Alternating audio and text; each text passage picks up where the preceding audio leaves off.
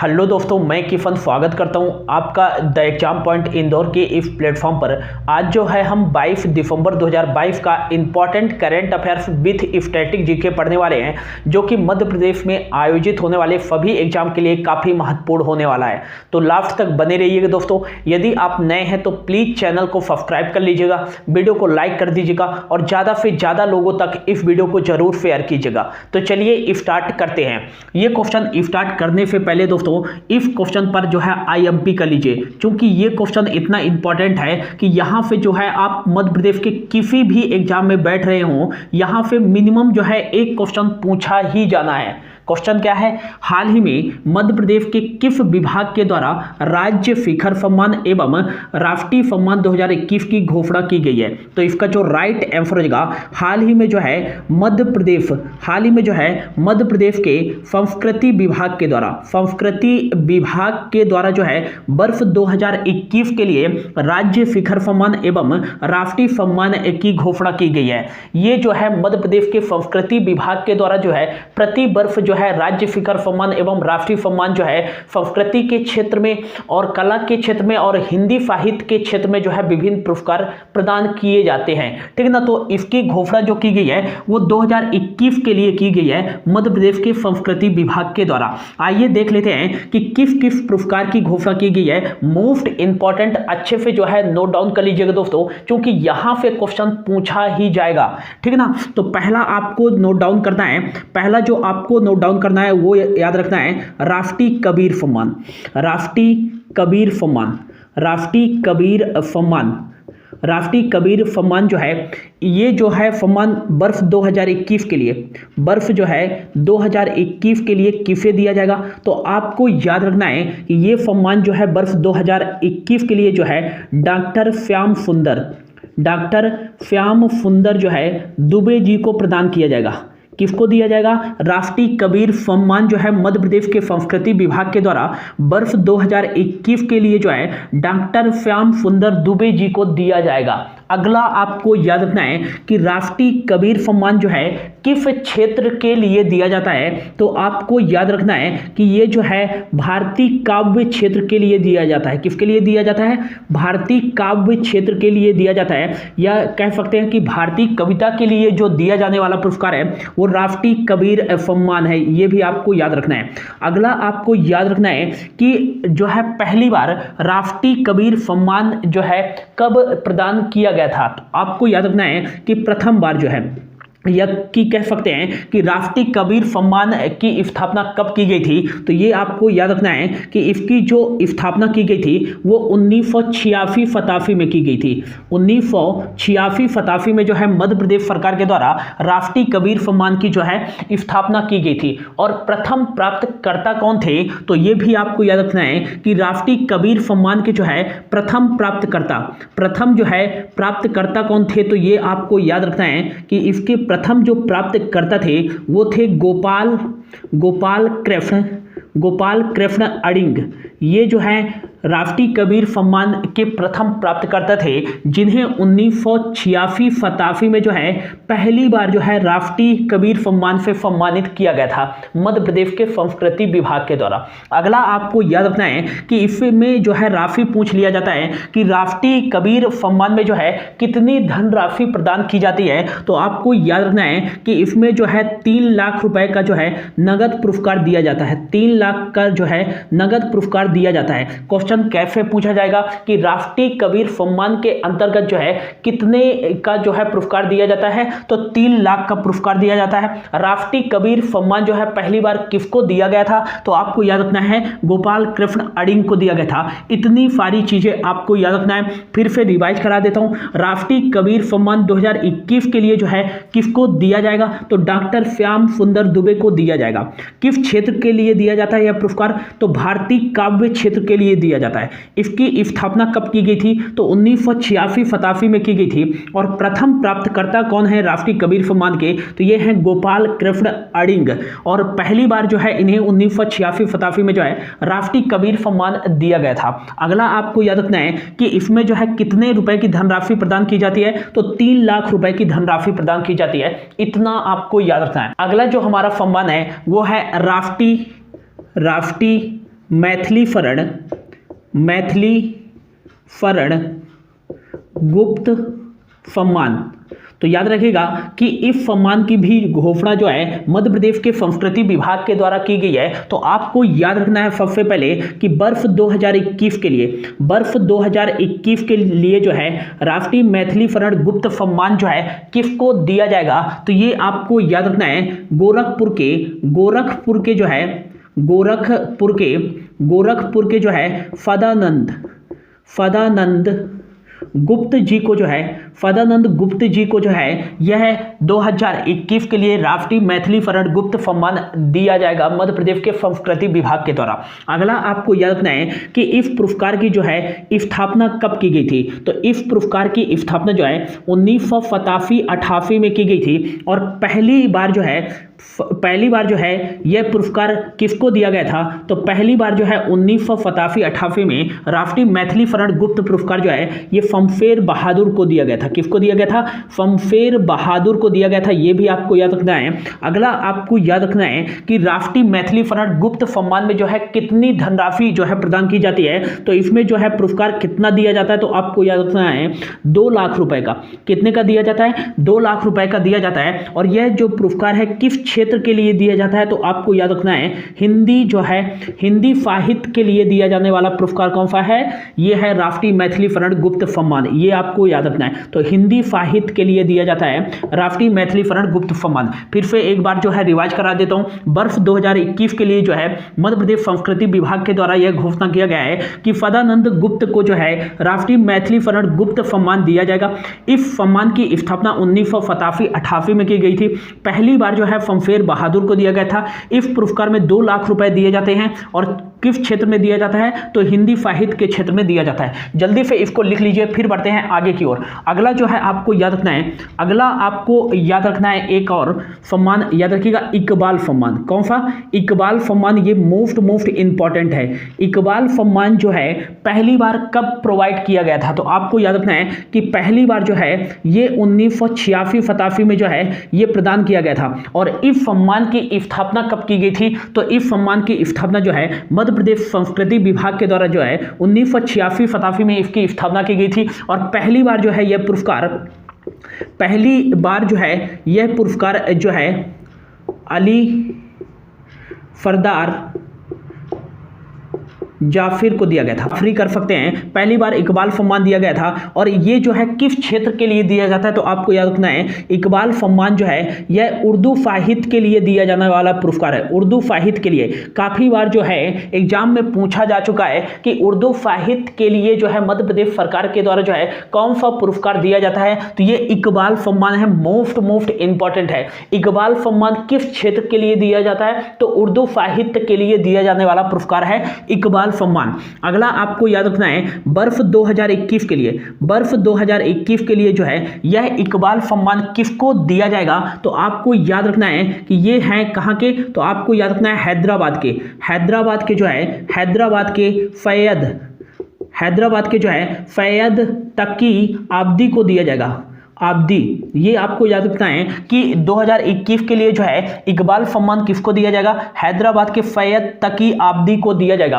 और इस सम्मान में जो है कितने का पुरस्कार दिया जाता है? तो इसमें जो पुरस्कार दिया जाता है वो दिया जाता है 2 लाख रुपए का। कितने का दिया जाता है? 2 लाख रुपए का दिया जाता है। ये आपको याद रखना है। तो याद रखिएगा इस इकबाल सम्मान की स्थापना 1986-87 में पहली बार जो है अली सरदार जाफरी को दिया गया था। अगला किस क्षेत्र में दिया जाता है? उर्दू साहित्य के क्षेत्र में 2021 के लिए जो है हैदराबाद के फैयद जो है तकी आब्दी को दिया जाएगा। और पुरस्कार इसमें 2 लाख रुपए की नगद राशि जो है प्रोवाइड की जाती है। ठीक है ना? तो ये तीनों अच्छे से नोट डाउन कर लीजिए। फिर बढ़ते हैं आगे की ओर। अगला जो है फरद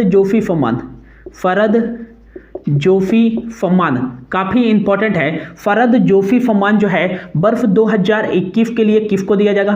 तो वर्ष 2021 के लिए जो है फरद जोशी सम्मान जो है ये खंडवा के जो है श्री राम परिहार को दिया जाएगा। फ्री राम परिहार को दिया जाएगा फरद जोशी सम्मान। इंपॉर्टेंट है, याद रखना है आपको। अगला आपको याद रखना है कि इस पुरस्कार की जो है स्थापना कब की गई थी, तो 1992-93 में जो है इसकी स्थापना की गई थी। और पहली बार जो है यह पुरस्कार किसको दिया गया था, तो पहली बार जो है यह पुरस्कार किसको प्रोवाइड कराया गया था, तो आपको याद रखना है कि हरिशंकर परफाई को जो है पहली बार जो है यह पुरस्कार दिया गया था। कब दिया गया था, तो 1992-93 में जो है पहली बार जो है फरद जोशी सम्मान दिया गया था हरिशंकर परफाई जी को। अगला आपको याद रखना है कि यह जो पुरस्कार है किस क्षेत्र में दिया जाता है, तो व्यंग के क्षेत्र में, मुख्यतः तो जो है व्यंग के क्षेत्र में, और साथ ही साथ जो है डायरी लेखन और पत्र लेखन के क्षेत्र में जो है यह पुरस्कार दिया जाता है। यह आपको याद रखना है, इंपॉर्टेंट है, ठीक ना। तो काफी एग्जाम में पूछा भी जा चुका है कि मध्य प्रदेश के संस्कृति विभाग के द्वारा जो है व्यंग के क्षेत्र में जो है कौन सा पुरस्कार दिया जाता है, तो फरद जोशी सम्मान दिया जाता है। अगला आपको याद रखना है कि इसमें जो है कितने का पुरस्कार दिया जाता है, तो आपको याद रखना है 2 लाख रुपए का पुरस्कार दिया जाता है। कितने का पुरस्कार दिया जाता है, 2 लाख का पुरस्कार दिया जाता है। फरद जोशी सम्मान वर्ष 2021 के लिए खंडवा के श्री राम परिहार को दिया जाएगा। स्थापना जो है इस पुरस्कार की 1992-93 में, पहली बार जो है हरिशंकर परफाई को 1992-93 में दिया गया था। किस क्षेत्र में दिया जाता है, तो व्यंग, डायरी लेखन और पत्र लेखन के क्षेत्र में दिया जाता है। पुरस्कार जो है 2 लाख रुपए का जो है पुरस्कार दिया जाता है फरद जोशी सम्मान में। अगला जो है आपको याद रखना है कुमार गांधर्व सम्मान। कुमार याद रखिएगा, राष्ट्रीय कुमार गांधर्व सम्मान, कुमार गांधर्व सम्मान। तो ये आपको याद रखना है कि वर्ष 2021 के लिए जो है मध्य प्रदेश के संस्कृति विभाग के द्वारा जो है किसको दिया जाएगा, तो वर्ष 2021 के लिए जो है यह किसको दिया जाएगा, तो आपको याद रखना है कि यह 2021 का दिया जाएगा किसको, हैदराबाद के ही है, हैदराबाद के जो है रुकमणी विजय कुमार को दिया जाएगा। रुकमणी विजय कुमार को जो है 2021 के लिए जो है राष्ट्रीय कुमार गांधर्व सम्मान दिया जाएगा। अगला आपको याद रखना है कि इस पुरस्कार की स्थापना कब की गई थी। स्थापना कब की गई थी, तो 1992-93 में की गई थी। कब की गई थी, 1992-93 में की गई थी। अगला आपको याद रखना है दोस्तों कि यह पुरस्कार जो है पहली बार कब दिया गया था, तो पहली बार जो है यह पुरस्कार कब दिया गया था, तो 1992-93 में दिया गया था। और किसको दिया गया था पहली बार, तो आपको याद रखना है अजय चक्रवर्ती को दिया गया था। किसको दिया गया था, अजय चक्रवर्ती को दिया गया था। कौन सा सम्मान, तो आपको याद रखना है राष्ट्रीय कुमार गांधर्व सम्मान। अगला आपको याद रखना है कि इसमें जो है कितने का पुरस्कार दिया जाता है, तो इसमें जो है कितने का पुरस्कार दिया जाता है, तो 1 लाख जो है 25,000 रुपए का जो है पुरस्कार दिया जाता है किसमें, राष्ट्रीय कुमार गांधर्व सम्मान में। तो ये आपको याद रखना है। यदि पूछा जाए कबीर सम्मान में कितने का पुरस्कार दिया जाता है, 3 लाख का। यदि पूछा जाए मैथिली फर्नांड गुप्त सम्मान में कितने का पुरस्कार दिया जाता है, 2 लाख का। यदि पूछा जाए फरद जोशी सम्मान में कितने का पुरस्कार दिया जाता है, 2 लाख का। और यदि पूछा जाए राष्ट्रीय कुमार गांधर्व सम्मान में जो है कितने का पुरस्कार दिया जाता है, तो 1,25,000 का दिया जाता है।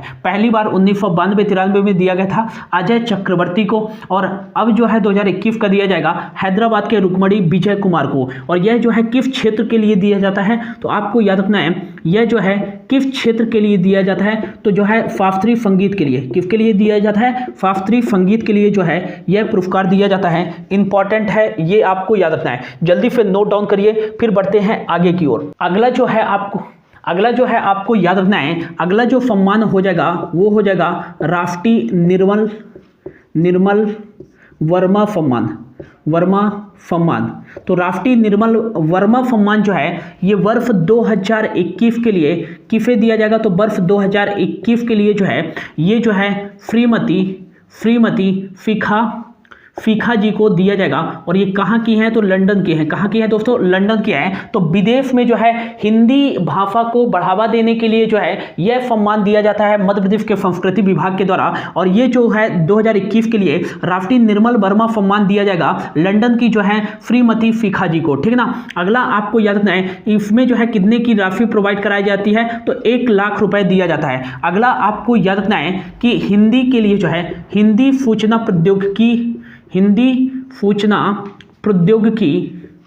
प्रौद्योगिकी सम्मान जो हिंदी सूचना प्रौद्योगिकी सम्मान है ये किसको दिया जाएगा, तो ये भोपाल के जो है रविशंकर श्रीवास्तव को दिया जाएगा, रविशंकर श्रीवास्तव को दिया जाएगा। ये जो है हिंदी के लिए जो है सूचना प्रौद्योगिकी का सम्मान, ठीक है ना। तो ये रविशंकर श्रीवास्तव को दिया जाएगा, किसको दिया जाएगा, रविशंकर श्रीवास्तव को दिया जाएगा। ये भी आपको याद रखना है। अगला आपको याद रखना है इसमें कितने की राशि दी जाती है, तो 1 लाख रुपए की राशि जो है प्रोवाइड कराई जाती है। अगला आपको याद रखना है कि राष्ट्रीय हिंदी सेवा सम्मान, राष्ट्रीय हिंदी सेवा सम्मान, राष्ट्रीय हिंदी सेवा सम्मान, राष्ट्रीय हिंदी सेवा सम्मान जो है 2021 के लिए किसको दिया जाएगा, तो अजय वाडरेकर जो कि भोपाल से हैं, तो इन्हें ही जो है 1 लाख रुपए की नगद राशि दी जाएगी राष्ट्रीय हिंदी सेवा सम्मान के रूप में। ये आपको याद रखना है, इतनी सारी चीजें याद रखना है दोस्तों। अब आते हैं, ये तो थे राष्ट्रीय सम्मान, अब आते हैं राज्य शिखर सम्मान की ओर। अगला, होप आप लोगों ने इसको लिख लिया होगा। अगला आपको लिखना है राज्य शिखर सम्मान जो है किसको किसको दिया जाएगा, राज्य शिखर सम्मान। तो राज्य शिखर सम्मान में आपको पहला याद रखना है हिंदी साहित्य के लिए, हिंदी साहित्य के लिए राज्य शिखर सम्मान, तो हिंदी साहित्य के लिए जो है राज्य शिखर सम्मान 2021 का जो दिया जाएगा, 2021 का जो दिया जाएगा वो दिया जाएगा डॉक्टर अश्वनी कुमार दुबे जी को, ठीक है ना। ये कहाँ से हैं, तो ये इंदौर से हैं। और पूरे राज्य शिखर सम्मान में जो पुरस्कार राशि होती है वो होती है 1 लाख रुपए, ठीक है ना। अगला आपको याद रखना है कि उर्दू साहित्य के लिए जो है राज्य शिखर सम्मान किसको दिया जाएगा, राज्य शिखर सम्मान। तो उर्दू साहित्य के लिए राज्य शिखर सम्मान जो है 2021 का, ये किसको दिया जाएगा, मध्य प्रदेश के संस्कृति विभाग के द्वारा, तो नारेंद्र वीरमणि को दिया जाएगा। ये कहाँ से हैं, तो इंदौर से हैं। ये भी आपको याद रखना है। अगला आपको याद रखना है उर्दू साहित्य का हो गया। अगला आपको याद रखना है संस्कृत याद रखिएगा, संस्कृत साहित्य के लिए राज्य शिखर सम्मान किसको दिया जाएगा, राज्य शिखर सम्मान। तो संस्कृत साहित्य के लिए जो है राज्य शिखर सम्मान किसको दिया जाएगा, तो ये आपको याद रखना है। संस्कृत साहित्य के लिए राज्य शिखर सम्मान 2021 का दिया जाएगा भगवती लाल राजपुरोहित, ये आपको याद रखना है। वर्ष 2021 के लिए दिया जाएगा राज्य शिखर सम्मान। और ये कहाँ से हैं, तो ये हैं उज्जैन से। कहाँ से हैं दोस्तों, उज्जैन से हैं। ये भी आपको याद रखना है। अगला आपको याद रखना है जो है शास्त्रीय संगीत के लिए, शास्त्रीय संगीत राज्य शिखर सम्मान किसको दिया जाएगा, राज्य शिखर सम्मान। संस्कृत साहित्य राज्य शिखर सम्मान वर्ष 2021 के लिए किसको दिया जाएगा, तो ये आपको याद रखना है पंडित श्रीधर व्यास जो कि कहाँ से हैं, उज्जैन से हैं। कहाँ से हैं, उज्जैन से हैं। ये भी आपको याद रखना है, मोस्ट इंपॉर्टेंट है, ठीक है ना। तो इतनी सारी चीजें आपको याद रखना है, इंपॉर्टेंट है। यदि पूछा जाए राज्य शिखर सम्मान में, तो हिंदी साहित्य के लिए राज्य शिखर सम्मान जो है ये 2021 का जो है डॉक्टर अश्वनी कुमार जो है दुबे को दिया जाएगा, ये इंदौर से हैं। और उर्दू साहित्य के लिए राज्य शिखर सम्मान 2021 का जो है नरेंद्र वीरमणि जो कि इंदौर से हैं, इनको दिया जाएगा। संस्कृत साहित्य के लिए जो है राज्य शिखर सम्मान ये 2021 के लिए भगवती लाल को दिया जाएगा जो कि उज्जैन से हैं। और अगला जो है शास्त्रीय संगीत के लिए राज्य शिखर सम्मान जो है ये पंडित जो है श्रीधर व्यास को दिया जाएगा जो कि उज्जैन से है। इतनी सारी चीजें आपको याद रखना है। और अगला एक याद रखिएगा कि हाल ही में मध्य प्रदेश सरकार के द्वारा जो है एक जो है लता मंगेशकर सम्मान दिया गया है। कौन सा दिया गया है, लता मंगेशकर सम्मान। लता मंगेशकर सम्मान। तो लता मंगेशकर सम्मान से आपको याद रखना है कि इसकी स्थापना जो है मध्य प्रदेश सरकार के द्वारा 1984 में की गई थी। और पहली बार लता मंगेशकर सम्मान जो है किसको दिया गया था, तो ये दिया गया था 1984 में पहली बार नौशाद अली को, जो कि एक संगीत निर्देशक थे। तो संगीत के क्षेत्र में जो पुरस्कार दिया जाता है वो लता मंगेशकर सम्मान है। 1984 में पहली बार नौशाद अली को दिया गया था। अगला आपको याद रखना है कि इसमें जो है कितने का पुरस्कार दिया जाता है, तो आपको याद रखना है 5 लाख रुपए का जो है पुरस्कार दिया जाता है। अगला आपको याद रखना है किस क्षेत्र में दिया जाता है, तो संगीत के क्षेत्र में दिया जाता है, संगीत के क्षेत्र में दिया जाता है, ये भी आपको याद रखना है। और वर्ष 2019 के लिए जो है लता मंगेशकर पुरस्कार किसको दिया गया है, वर्ष 2020 के लिए लता मंगेशकर पुरस्कार किसको दिया गया है, और वर्ष 2021 के लिए जो है लता मंगेशकर पुरस्कार किसको दिया गया है। 3 वर्ष का पुरस्कार एक साथ दिया गया है। तो आपको याद रखना है वर्ष 2019 के लिए जो है लता मंगेशकर सम्मान जो है ये शैलेंद्र सिंह को दिया गया है। किसको दिया गया है, शैलेंद्र सिंह को दिया गया है। वर्ष 2020 के लिए जो है लता मंगेशकर सम्मान आनंद मिलिंदो को दिया गया है, आनंद मिलिंदो को दिया गया है। और 2021 के लिए जो है लता मंगेशकर सम्मान कुमार सानू को दिया गया है। किसको दिया गया है, कुमार सानू को दिया गया है, ये आपको याद रखना है। तो लता मंगेशकर सम्मान जो है मध्य प्रदेश सरकार के द्वारा इसकी स्थापना 1984 में की गई थी और पहली बार जो है नौशाद अली को दिया गया था। और इसमें जो धनराशि दी जाती है 5 लाख रुपए। संगीत के क्षेत्र में 2019 का हाल ही में जो है लता मंगेशकर सम्मान शैलेंद्र सिंह को, 2020 का जो है आनंद मिलिंदो को और 2021 का कुमार सानू को दिया गया है। तो इतना सारा चीज जो है आप जल्दी से नोट डाउन कर लीजिए। और यहां पे जो है दोस्तों एक क्वेश्चन, बिलीव मी दोस्तों, एक क्वेश्चन मिनिमम बता रहा हूं, एक क्वेश्चन यहां पे पूछा ही जाएगा। तो प्लीज दोस्तों जिन लोगों ने जो है चैनल को सब्सक्राइब नहीं किया है तो प्लीज दोस्तों चैनल को सब्सक्राइब कर लीजिए। इतनी मेहनत लगती है दोस्तों आपके लिए कंटेंट बनाने के लिए, तो जल्दी से चैनल को सब्सक्राइब कर लीजिए ताकि आगे हमारी वीडियो जो अपलोड हो वो आपको नोटिफिकेशन आ जाए, ठीक है ना। तो जल्दी से इसको नोट डाउन कर लीजिए। फिर बढ़ते हैं अगले क्वेश्चन की ओर। अगला जो क्वेश्चन है ये भी इंपॉर्टेंट है, आईएमपी कर लीजिएगा कि हाल ही में जारी सोशल प्रोग्रेस इंडेक्स FPI 2022 में भारत की रैंक क्या है। तो इसका जो राइट आंसर हो जाएगा, हाल ही में जो है सोशल प्रोग्रेस इंडेक्स सामाजिक प्रगति सूचकांक जारी किया गया है 2022 के लिए। और इसमें जो भारत की रैंक है दोस्तों वो कितनी रैंक है, तो इंडिया की जो रैंक है वो 110वीं रैंक है। वैश्विक स्तर पर जो है भारत की जो है 110वीं रैंक है, आपको याद रखना है भारत की रैंक, ठीक है ना। अगला आपको याद रखना है कि यदि पूछा जाए कि इस सोशल प्रोग्रेस इंडेक्स में जो है 2022 में फर्स्ट रैंक पर कौन सा देश है, तो फर्स्ट रैंक पर जो है वो है नॉर्वे। कौन सा देश है, नॉर्वे है। और अगला आपको याद रखना है सेकंड रैंक पर कौन सा देश है, तो ये आपको याद रखना है डेनमार्क। कौन सा देश है, डेनमार्क। कभी कभी इसकी राजधानी भी पूछ लिया जाता है, तो कोपेनहेगन जो है इसकी राजधानी हो जाएगी। और डेनिश क्रोना जो है यहाँ करेंसी चलती है। नॉर्वे की जो राजधानी है वो है ओस्लो और यहाँ क्रोना जो है करेंसी चलती है, नॉर्वेजियन क्रोना, ठीक है ना। और थर्ड रैंक पर है फिनलैंड। कौन सा देश है, फिनलैंड। ये आपको याद रखना है, ठीक है ना। अगला आपको याद रखना है कि हाल ही में जो है यही सोशल प्रोग्रेस इंडेक्स में जो है एक देश के राज्यों और यूटीज की भी जो है रैंकिंग निकाली जाती है। तो आपको याद रखना है कि भारतीय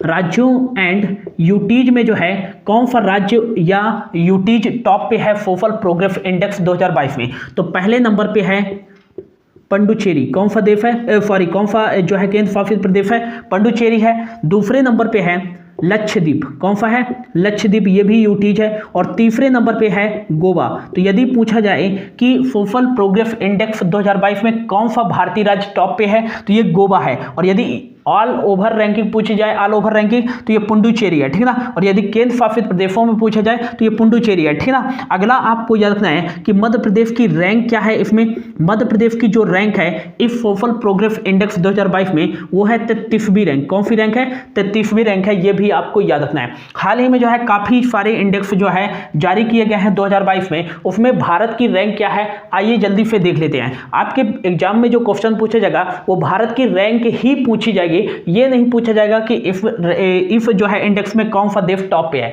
केवल उसमें जो है भारत की रैंकिंग पूछी जाएगी। जैसे ग्लोबल हंगर इंडेक्स का पूछेगा तो उसमें पूछेगा भारत की रैंक क्या थी, ठीक ना। तो आइए जल्दी से देख लेते हैं। तो इसमें याद रखिएगा 110वीं रैंक है सोशल प्रोग्रेस इंडेक्स 2022 में। अगला आपको याद रखना है कौन कौन से इंडेक्स जो है जारी किए गए हैं। तो हाल ही में जो है एक इंडेक्स जारी किया गया था, कौन सा, तो आपको याद रखना है ग्लोबल जो है food security index, global food security index 2022 में जो है इंडिया की रैंक क्या थी, तो आपको याद रखना है 68वीं रैंक थी। कौन सी रैंक थी? 68वीं रैंक थी। अगला आपको याद रखना है अगला जो है ग्लोबल हंगर इंडेक्स 2022 में जो है इंडिया की रैंक क्या है, तो 107वीं रैंक है, 107 है इंडिया की रैंक, ये आपको याद रखना है। अगला आपको याद रखना है global innovation index, global innovation index 2022 में जो है इंडिया की रैंक क्या है, तो 40 रैंक है, 40वीं रैंक है इंडिया की, ये आपको याद रखना है। अगला आपको याद रखना है वर्ल्ड हैप्पीनेस इंडेक्स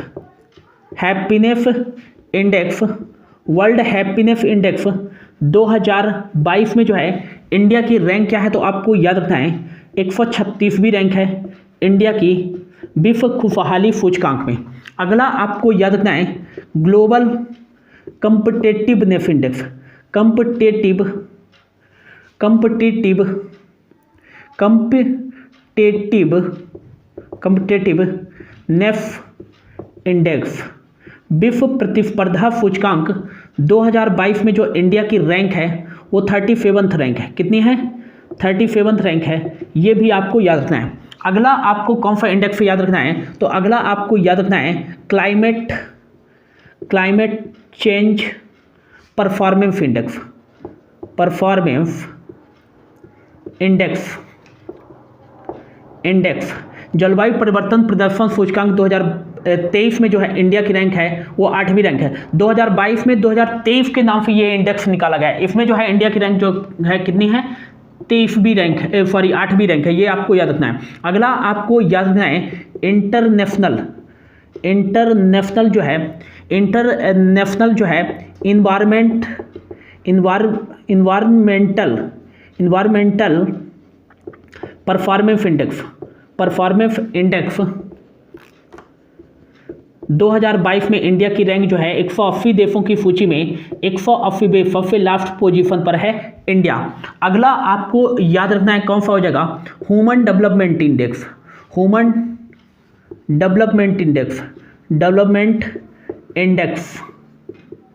2022 में जो है इंडिया की रैंक क्या है, तो आपको याद रखना है 132वीं रैंक है ह्यूमन डेवलपमेंट इंडेक्स में इंडिया की रैंक।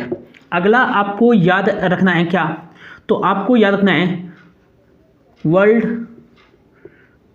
प्रेस फ्रीडम इंडेक्स विश्व स्वतंत्रता सूचकांक 2022 में जो है इंडिया की रैंक क्या है, तो आपको याद रखना है 150वीं रैंक है, 150वीं रैंक है इंडिया की। अगला आपको याद रखना है इंटरनेशनल करप्शन इंडेक्स अंतर्राष्ट्रीय जो है भ्रष्टाचार धारणा सूचकांक 2021 में जो है इंडिया की रैंक क्या है, तो 85 रैंक है। कौन सी रैंक है? 85 रैंक है इंडिया की। कितनी रैंक है? 85 रैंक है, ये आपको याद रखना है। अगला आपको याद रखना है democracy index, global democracy index 2021 में इंडिया की जो रैंक है वो 46वीं रैंक है, ये भी आपको याद रखना है। अगला आपको याद रखना है कि हाल ही में जो है भारत सरकार के द्वारा जो है नेशनल फूड सिक्योरिटी एक्ट के अनुसार जो है ये स्टेट रैंकिंग निकाली थी। इसमें जो है टॉप पे उड़ीसा है और इसका ये पहला संस्करण था। और मध्य प्रदेश की जो रैंकिंग थी वो 7वीं रैंक था मध्य प्रदेश का। अगला आपको याद रखना है India press freedom index, freedom index 2021 में मध्य प्रदेश की रैंक जो है 3rd है, फर्स्ट पे है जम्मू कश्मीर। अगला आपको याद रखना है बेस्ट कंट्री रैंकिंग में जो है मध्य प्रदेश की रैंक क्या है 2022, भारत की रैंक क्या है तो 31वीं रैंक है, ये भी आपको याद रखना है। इंडिया की रैंक है। तो इतने सारे इंडेक्स आपको याद रखना है। एक बार फिर से रिवाइज करा देता हूं कि जो है ग्लोबल फूड सिक्योरिटी इंडेक्स 2022 में इंडिया की रैंक 68वीं है, ग्लोबल हंगर इंडेक्स 2022 में इंडिया की रैंक 107वीं है, ग्लोबल इनोवेशन इंडेक्स 2022 में इंडिया की रैंक 40वीं है, और वर्ल्ड हैप्पीनेस इंडेक्स 2022 में इंडिया की रैंक 136वीं है, और ग्लोबल कम्पिटेटिवनेस इंडेक्स 2022 में इंडिया की रैंक 37th है, और क्लाइमेट चेंज परफॉर्मेंस इंडेक्स 2023 में इंडिया की रैंक 8वीं है। अगला जो है इंटरनेशनल इन्वायरमेंटल परफॉर्मेंस इंडेक्स 2022 में इंडिया की रैंक 180 देशों की सूची में 180वीं रैंक है। ह्यूमन डेवलपमेंट इंडेक्स 2022 में इंडिया की रैंक 132वीं है। वर्ल्ड प्रेस फ्रीडम इंडेक्स 2022 में इंडिया की रैंक 150वीं है।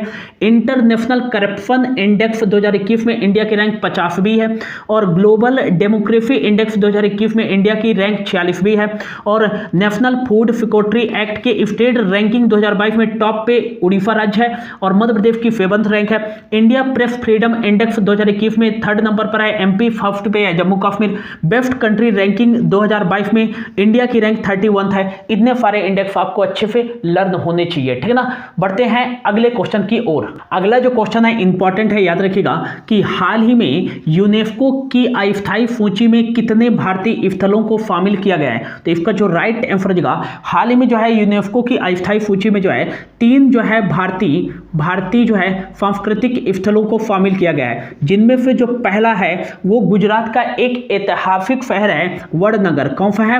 वडनगर, जहां की हमारे प्राइम मिनिस्टर नरेंद्र मोदी जी का ये वडनगर जो है जन्म स्थान भी माना जाता है। तो ये जो है एक ऐतिहासिक शहर होने के कारण जो है ये 2700 वर्षों से जो है ये शहर बसा हुआ है, इसलिए जो है इसे यूनेस्को की अस्थायी सूची में शामिल किया गया है। और ये कहाँ है तो आपको याद रखना है गुजरात में स्थित है। कहाँ स्थित है? गुजरात में। दूसरा जो शामिल किया गया है वो याद रखिएगा उमा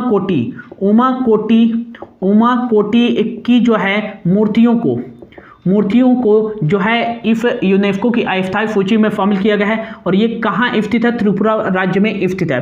अगला जो तीसरा शामिल किया गया है वो सूर्य मंदिर। कहाँ के सूर्य मंदिर को? तो आपको याद रखना है कि गुजरात राज्य के जो है मोडेरा गुजरात के जो है सूर्य मंदिर को जो है ये यूनेस्को की अस्थायी सूची में शामिल किया गया है। तो भारत के 3 सांस्कृतिक स्थलों को जो है यूनेस्को की हाल ही में अस्थायी सूची में शामिल किया गया है। वडनगर जो कि ऐतिहासिक शहर माना जाता है, और उमा कोटी की मूर्तियां जो कि त्रिपुरा में स्थित है, रॉक फेल्ट से निर्मित है, और सूर्य मंदिर जो है ये मोडेरा गुजरात में स्थित है। इन तीनों को जो है यूनेस्को की अस्थायी सूची में शामिल किया गया है। अगला आपको याद रखना है यूनेस्को को आपको याद रखना है कि यूनेस्को का जो है फुल फॉर्म क्या होता है। तो आपको याद रखना है इसका फुल फॉर्म होता है यूनाइटेड नेशन एजुकेशनल लिख लीजिए, educational scientific and cultural organization जो है इसका फुल फॉर्म हो जाएगा। इसकी स्थापना जो है 1945 में की गई थी, और इसका जो हेडक्वार्टर है वो पेरिस फ्रांस में स्थित है। कहाँ स्थित है? पेरिस फ्रांस में स्थित है। अगला आपको याद रखना है कि आंद्रे अजोले जो हैं वर्तमान में जो है इसके अध्यक्ष हैं। भारत यूनेस्को का सदस्य कब बना? तो 1946 में बना। अब तक जो है भारत के जो है स्थायी सूची में कितने स्थलों को शामिल किया गया है? तो 40 स्थल हैं अभी तक जो है यूनेस्को में भारतीय स्थल। 39वां स्थल जो बना है हाल ही में वो रामप्पा मंदिर बना है, जो कि कहाँ स्थित है? तेलंगाना में। और 40वां जो स्थल बना है भारतीय स्थल यूनेस्को की स्थायी सूची में शामिल होने वाला वो धौलावीरा बना है, जो कि कहाँ स्थित है? तो ये आपको याद रखना है, गुजरात में स्थित है। पहला जो स्थल था गुजरात मतलब यूनेस्को की सूची में शामिल होने वाला पहला भारतीय स्थल वो था एलोरा, अजंता की गुफाएं और एक याद रखिएगा आगरा का किला को जो है 1983 में पहली बार जो है यूनेस्को की जो है सूची में शामिल किया गया था। यह कह सकते हैं कि आगरा का किला, एलोरा और अजंता की गुफाओं को जो है शामिल होने वाले जो है विश्व धरोहर स्थल में पहले भारतीय स्थल थे। अगला आपको याद रखना है कि मध्य प्रदेश में 3 जो है विश्व धरोहर स्थल हैं, 3 जो है विश्व धरोहर स्थल हैं। पहला जो है खजुराहो, खजुराहो के मंदिरों को जो है पहली बार मध्य प्रदेश की ये स्थल हैं जिन्हें की यूनेस्को की विश्व विरासत सूची में शामिल किया गया था 1986 में। और दूसरा जो है सांची स्तूप को जो है 1989 में जो है यूनेस्को की विश्व धरोहर सूची में शामिल किया गया था। और भीमबेटका की गुफाओं को, भीमबेटका को जो है 2003 में जो है यूनेस्को की जो है सूची में शामिल किया गया था। और मध्य प्रदेश के कितने स्थलों को जो है यूनेस्को की अस्थायी सूची में शामिल किया गया है, तो पहला आपको याद रखना है ओरछा, ओरछा को जो है यूनेस्को की अस्थायी सूची में 2019 में शामिल किया गया था। अगला जो है आपको याद रखना है कि जबलपुर का जो है लेमहता घाट को जो है ये जो है 2021 में यूनेस्को की अस्थायी सूची में शामिल किया गया था। और अगला आपको याद रखना है Satpura tiger reserve, Satpura tiger reserve जो कि कहाँ स्थित है, तो ये होशंगाबाद जो है डिस्ट्रिक्ट में स्थित है। तो यह आपको याद रखना है, जिसका नाम अब वर्तमान में जो है नर्मदापुरम हो गया है। तो यहाँ स्थित जो है सतपुड़ा टाइगर रिजर्व को हाल ही में यूनेस्को की अस्थायी सूची में शामिल किया गया है 2021 में। ये भी आपको याद रखना है। इतनी सारी चीजें याद रखना है, जल्दी से नोट डाउन कर लीजिए, फिर बढ़ते हैं आगे की ओर। अगला जो क्वेश्चन है, हाल ही में राष्ट्रीय गणित दिवस कब मनाया गया है, तो इसका जो राइट आंसर होगा हाल ही में जो है 22 दिसंबर को जो है श्रीनिवास रामानुजम जो कि गणित के एक जाने माने प्रख्यात वैज्ञानिक थे, जो कि भारत में जो है गणित की जो देन कहा जाता है इन्हें ही कहा जाता है। तो इनकी हर वर्ष जो है जयंती के अवसर पर 22 दिसंबर को जो है राष्ट्रीय गणित दिवस मनाया जाता है। अगला जो है दिसंबर माह में कौन कौन से इंपॉर्टेंट डेज मनाए जा चुके हैं, तो 1 दिसंबर को जो है विश्व एड्स दिवस, 2 दिसंबर को विश्व कंप्यूटर साक्षरता दिवस मनाया गया है, और 4 दिसंबर को भारतीय नौसेना दिवस, 5 दिसंबर को विश्व मृदा दिवस, 6 दिसंबर को डॉक्टर भीमराव अंबेडकर जी की पुण्यतिथि के अवसर पर जो है महापरिनिर्वाण दिवस मनाया गया है, 7 दिसंबर को सशस्त्र सेना का झंडा दिवस और अंतर्राष्ट्रीय नागरिक विमानन दिवस मनाया गया है, और 9 दिसंबर को अंतर्राष्ट्रीय भ्रष्टाचार जो है विरोधी दिवस मनाया गया है, 10 दिसंबर को मानवाधिकार दिवस मनाया गया है, और 11 दिसंबर को जो है अंतर्राष्ट्रीय पर्वत दिवस, 16 दिसंबर को विजय दिवस, और 18 दिसंबर को जो है अंतर्राष्ट्रीय अल्पसंख्यक अधिकार दिवस और अंतर्राष्ट्रीय प्रवासी दिवस भी मनाया गया है, 19 दिसंबर को जो है गोवा मुक्ति दिवस मनाया गया है, और 20 दिसंबर को जो है अंतर्राष्ट्रीय मानव एकता दिवस मनाया गया है, और अगला जो है 22 दिसंबर को कौन सा डेज बनाया गया है, तो राष्ट्रीय गणित दिवस मनाया गया है। अगला जो क्वेश्चन है हमारा लास्ट क्वेश्चन, हाल ही में ब्रिटिश मैगजीन एम्पायर मैगजीन की ऑल टाइम 50 महानतम अभिनेताओं की सूची में शामिल होने वाले पहले भारतीय कौन बन गए हैं, तो ये पहले भारतीय और एकमात्र भारतीय बन गए हैं शाहरुख खान। कौन बन गए हैं? शाहरुख खान जो है ये जो है ब्रिटिश मैगजीन एम्पायर मैगजीन की ऑल टाइम 50 महानतम अभिनेताओं की सूची में शामिल होने वाले एकमात्र भारतीय और पहले भारतीय बन गए हैं शाहरुख खान। ये भी आपको याद रखना है। तो ये था दोस्तों आज का करंट अफेयर। होप आपको अच्छा लगा होगा। यदि अच्छा लगा होगा तो प्लीज चैनल को सब्सक्राइब कर लीजिएगा और वीडियो को ज्यादा से ज्यादा लोगों तक शेयर कीजिएगा। मिलते हैं कल की वीडियो में, तब तक के लिए thank you so much for your watching.